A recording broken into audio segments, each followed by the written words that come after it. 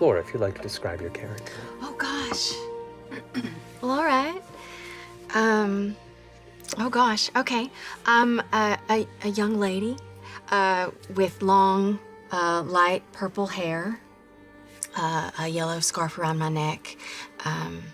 I look a little bit, maybe shy, like I'm trying to hide myself from other people. A light blue dress.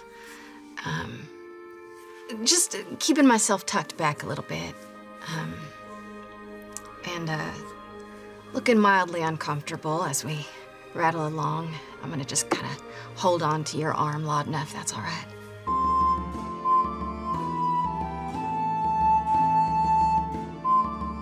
Now, Marisha, if you would like to describe yourself. Oh, boy. All right.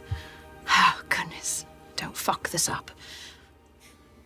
You see a also youngish-looking woman, not as young as Imogen over here.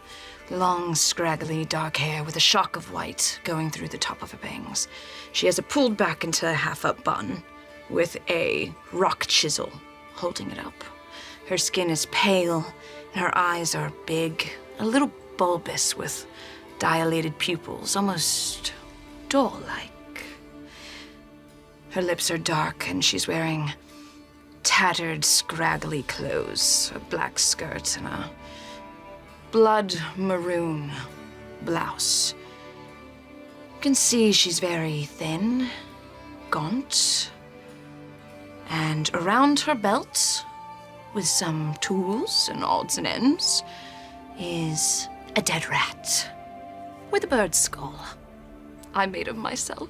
Gross. If you'd like to describe yourself, Ashton. Ashton, they are an earth genasi with green stone skin and a dark purple crystal hair on the shorter end of things.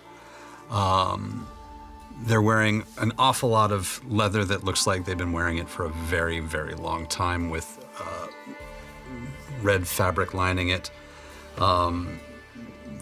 They've got leather pouches, a bit of everything to keep little bits and pieces together.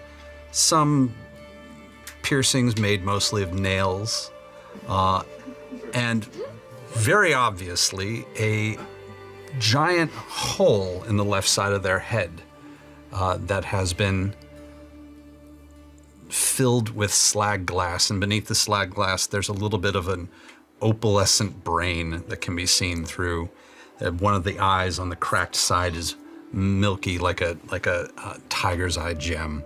The cracks run most of the upper left side of the body and have been patched together with what looks like slag melted gold to piece everything together.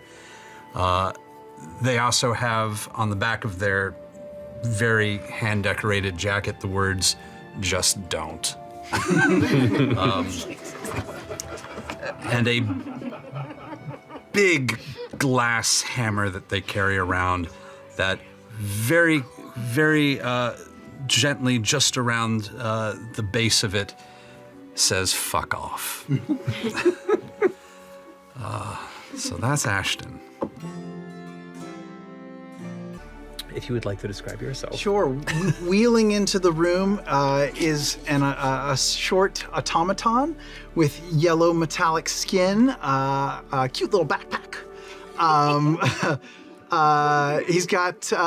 They has two big blue eyes of different shapes. He's got a wheel that he rolls around on. On his chest plate are four stripes that sort of look like blades of grass down his chest plate, and he's a robot.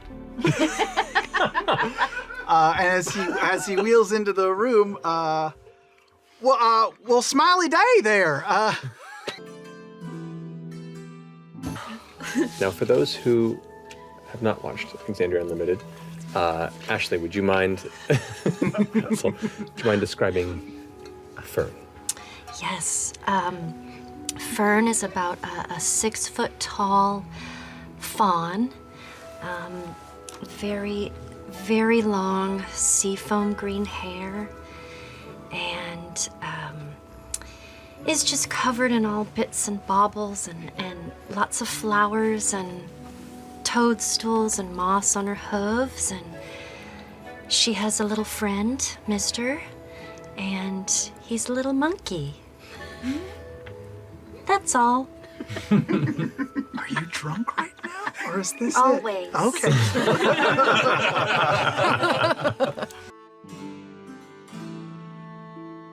Glancing over the side and spilling your excitement out to Orem, if you wouldn't mind, Liam, describing yourself. Sure. Orem is a halfling. He's 3 foot and change.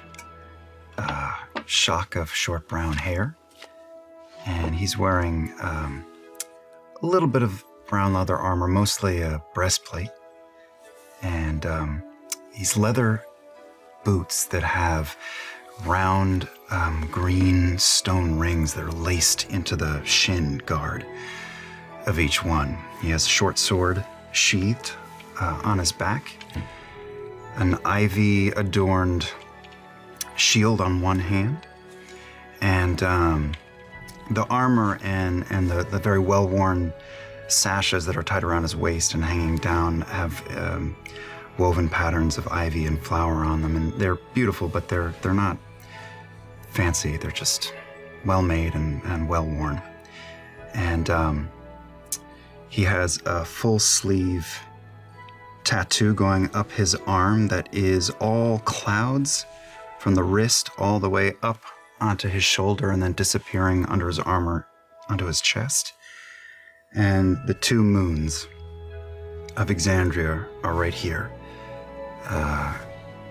Catha is a white crescent and Ruidus is a smaller full moon cradled within.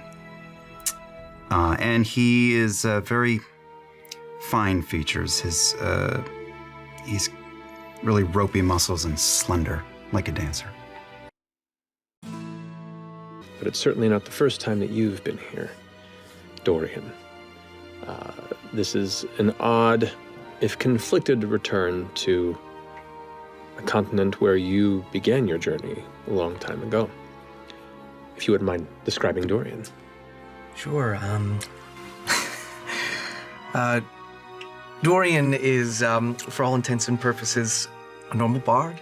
He's just in traveler's clothes.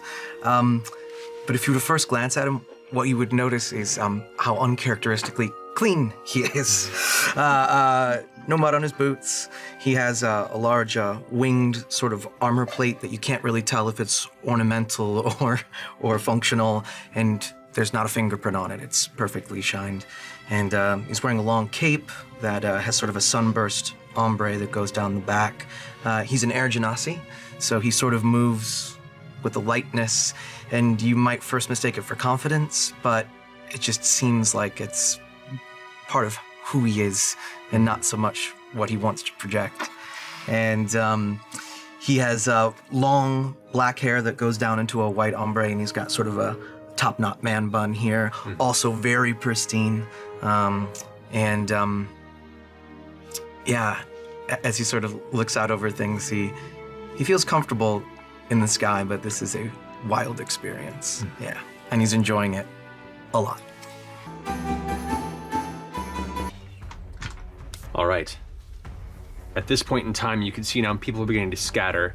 Another figure seems to be charging out from inside of the inn that you both have been coming from, shouting out into the fray. Travis, if you wouldn't mind. Still doing God. Let's go. Get in here. Let us go. So, how do you enter, and if you wouldn't mind describing yourself? Yes, for the good of Dressar, I will enter the fray with you. And you see a gentleman in his late 70s, early 80s, with beautiful silver-trimmed facial hair. a good receding hairline going, and a nice ponytail pulled tight in the back. He's a cool nice, grandpa. Nice purple refinery, a nice coiffed collar, and some burnt orange underneath. And he has a very elegant-looking walking stick in his hand, as well as a very beautiful-looking rapier on the other. It's because he's dignified, not right. because he needs the stick.